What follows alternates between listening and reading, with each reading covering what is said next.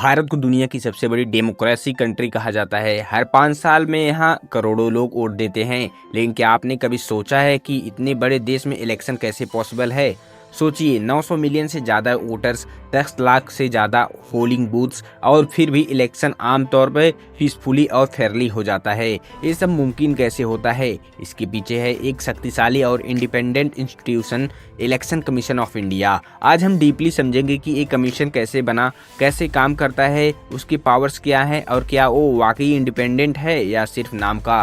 25 जनवरी 1950 के election commission बना। पहले सिर्फ एक चीफ इलेक्शन कमिश्नर होते थे। 1989 के बाद यहाँ मल्टी मेंबर बॉडी बन गई, ECE plus 2 election commissioners. Doctor Sukumar Sen Bharat के पहले चीफ इलेक्शन कमिश्नर थे और उन्होंने 1951-52 का पहला लोकसभा इलेक्शन कंडक्ट करवाया। उस इलेक्शन में 17 crore voters, 53 parties, 2,24,000 polling station थे। Chief election commissioner CEC 2 election commissioners होते हैं। राष्ट्रपति अपॉइंट करता है इन्हें। इनका टेन्योर 6 ईयर्स या 65 years of age. Chief election commissioner को रिमूव करना उतना ही टफ है जितना सुप्रीम कोर्ट के जज को। ये इंश्योर करता है कि गवर्नमेंट उन पे प्रेशर न डाल सके। इनका काम होता है इलेक्शन कंडक्ट कराना, Lok Sabha, Rajya Sabha, state assemblies, president और वाइस प्रेसिडेंट के इलेक्शन, हर वोटर की लिस्ट बनाना, अपडेट करना, फेक या डुप्लीकेट वोटर हटाना। जब इलेक्शन अनाउंस होते हैं तब एक गाइडलाइन लागू हो जाती है। पार्टीज को कास्ट, रिलीजन, ब्राइब या फ्री ब्राइब्स के जरिए वोट मांगने से रोकता है। पुलिस और ब्यूरोक्रेसी न्यूट्रल होती है।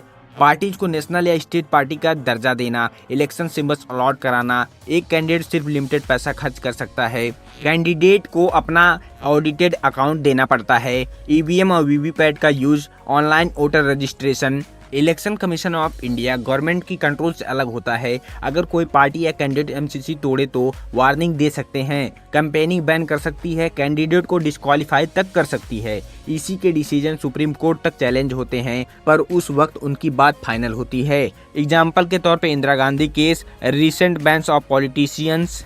कुछ लोग कहते हैं कि इलेक्शन कमीशन हमेशा इंडिपेंडेंट नहीं रहता है। अपॉइंटमेंट्स प्रेसिडेंट के थ्रू होते हैं, लेकिन इनडायरेक्टली रूलिंग गवर्नमेंट का इन्फ्लुएंस हो सकता है। ईवीएम्स पर कंट्रोवर्सीज होती रहती हैं, हैकिंग एलिगेशन लगते रहते हैं। मनी पावर और मसल्स पावर को रोकने में अभी भी दिक्कत है। Comparison with other countries, US में इलेक्शन डिसेंट्रलाइज होते हैं स्टेट वाइज। भारत की इलेक्शन कमीशन को दुनिया का सबसे बड़ा इलेक्शन मैनेजमेंट बॉडी माना जाता है। यूएन और डेवलपिंग कंट्रीज भी इंडियन ईसी से सीखते हैं। डेमोक्रेसी तभी मजबूत होती है जब इलेक्शन फेयर हो, और भारत के लिए इलेक्शन कमीशन एक रक्षक है जो हमारे वोट की ताकत को बचाता है। अगर इलेक्शन कमीशन इंडिपेंडेंट और स्ट्रॉन्ग रहेगा तो देश की आवाज़ भी सच्ची रहेगी। आप क्या सोचते हैं, क्या इलेक्शन कमीशन को और अधिक पावर मिलनी चाहिए? कमेंट सेक्शन में बताएं। और हाँ, अगर वीडियो पसंद आई हो तो लाइक करें, सब्सक्राइब करें और डेमोक्रेसी के इस सफ़र को आगे बढ़ाएं।